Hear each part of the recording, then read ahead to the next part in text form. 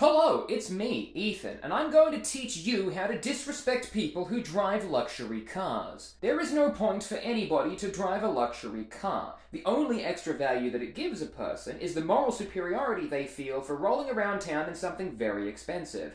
As such, you have a moral obligation to make them feel as bad as possible about their purchases. The correct steps in order to best ridicule somebody driving a luxury car are simple yet subtle ones.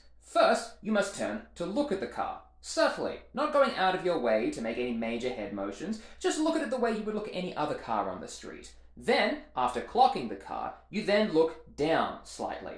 This is to make sure the driver knows that you're taking in the entirety of the car, or looking at the branded hood ornament thing that a lot of these luxury cars often have. The face you need to make when you look at the car is a very subtle one. Firstly, you need to push your lip up in a kind of sneering gesture, and then you have to furrow your brows down. Something like this.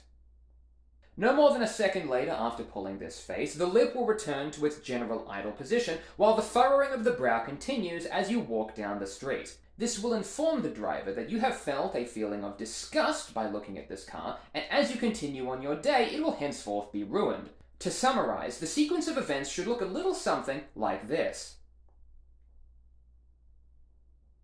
You might be tempted to be a little bit more overt in your expressions of disgust, but I do warn you this can be interpreted as feeling jealous of the car. For example, if you point and laugh or pull out your phone to take a picture, this could be interpreted as positive attention by the people driving the car because they're idiots. I cannot stress this enough. If you see a Cybertruck out on the street, do not take a picture of it. It doesn't matter if you have malice in your eyes while you do.